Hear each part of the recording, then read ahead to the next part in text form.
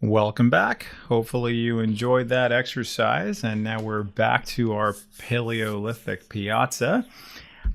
So what we're going to do now is we're going to work with the images that we currently have, our pterodactyl and our flying saucer, and we're going to add on a little bit more dynamicism. We're going to make things a little more terrifying for those earthlings down below, where we're going to add on more pterodactyls and we're going to add on more flying saucers, but we're going to do it in this really kind of a neat way called cloning.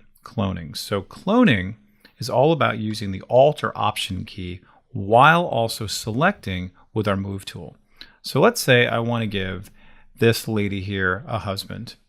So what I'm going to do is simply hold down the Alt key, and you'll notice how my mouse now has two little arrows there. Watch what happens now when I click and drag.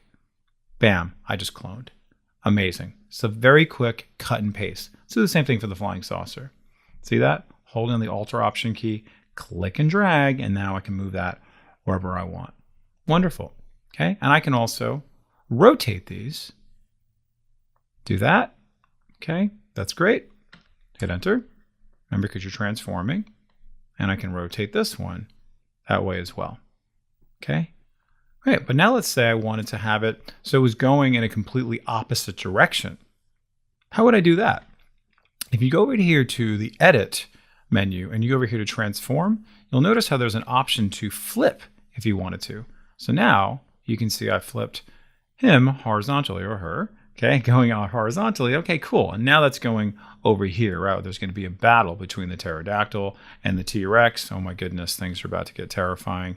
Okay, you see, okay, very easily I was able to resize it, and it looks very different than the other ones. So maybe you're making this look like it's a little further away, so you make it smaller. Okay, and I'm going to rotate it. So you have lots and lots of options to do here to kind of create this reality. And see, this one is in the foreground, so it really looks like it is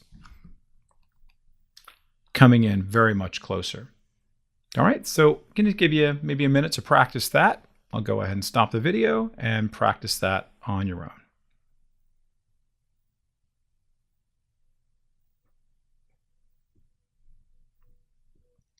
Okay, welcome back. Now, let's see some other things we might want to do. If we go back to our original, you'll see that some of our flying saucers have a nice little glow.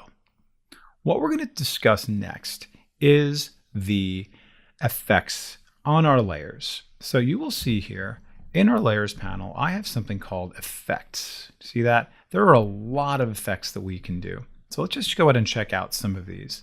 Okay, if I click on effects, you will see I can put a stroke, I can put a shadow on here, I can put an outer glow, so many things that we can do. All right, so you want to use these things sparingly. You want to kind of use them for effect to be able to communicate what you're trying to communicate, draw some attention. But of course, you don't want to abuse them. You know, with great power comes great responsibility. So let's just do a nice little effect for this flying saucer. What kind of effects can we do for this one? Let's just give it a nice little glow. So notice what layer I'm on, very important. And I'm just going to click on Effects. And I'm just going to give this flying saucer an outer glow. And you'll notice that it gives a glow right away. Why is it doing that? Because I have my preview chosen here. So make sure preview is always a good choice to have there. Just make sure that that is available for you. Okay, and mine potentially, or for you, it may or may not be defaulting to brown. Not the best kind of glow color, right? So these are my colors right here. So I'm going to click on that, and I'm just going to choose.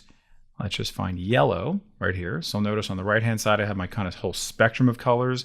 And then here, I'm going to be able to find that level of hue of that color as well. Okay, so I'm going to click OK. That's fine. Then I want to adjust a number of different things for this particular object that I have for this particular effect. So what I'm going to do is bring down my opacity so it looks a little more glowy. Remember, opacity is like the transparency. I can also adjust the spread. I can also adjust the size of that, like, ooh, okay, maybe a little more subtle. And then what about the range? What does that do? Okay, I probably want that to be not so hard-edged. Jittery, Do you want it to be a little more jittery, right? It's going to be kind of like look a little kind of dissolved a little bit with like lots of little dots.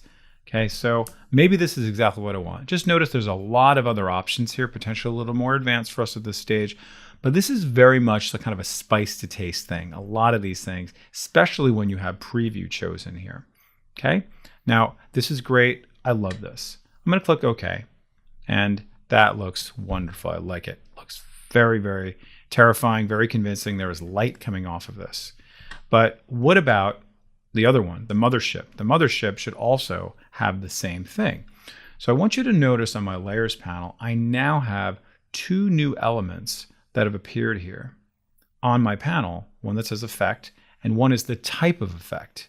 So let's say I want to use this effect on this flying saucer down below. So flying saucer 1 copy has the effect on it, but I want to apply it to here very easily. All I need to do is hold down the Alt key again. Remember how we did Alt to clone? Now we're going to do Alt to clone the effect. So watch this. I click and drag down below, right on top of this. And now, wow, like magic, there it is. And I'll just go ahead and do this, this, and that, but it's great. Okay, it's as easy as that. Cloning, cloning, cloning. Now, another question you might be having is, well, let's say I want to change the color. I love the outer glow, but I don't want it to be that color for this particular one. How do I deal with that?